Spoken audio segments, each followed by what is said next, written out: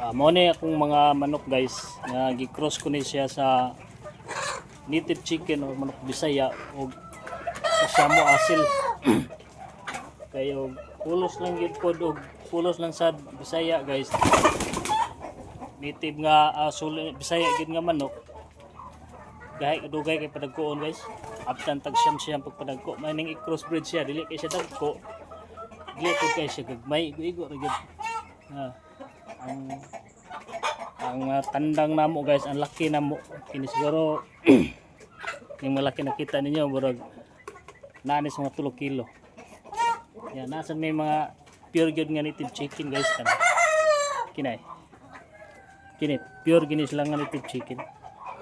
Bisaya nga kagmay gini sila. Kini mo ni siya mga crossbreed ni siya sa Shamo Asil nga breed. Nasa kini mo ni siya mga solid nga native chicken guys kay gagmay siya. Nang ginana ko pagpagi kay pulos lang gyud pod native nga chicken. Gagmay kayo guys, abtan tag siyam sa pagpadagko guys.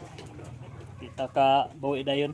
Aning i-cross na ko sa dagko pod mo nang ang resulta di pod ayo dagko, di pod sa gagmay kayo. Salamat guys, bye.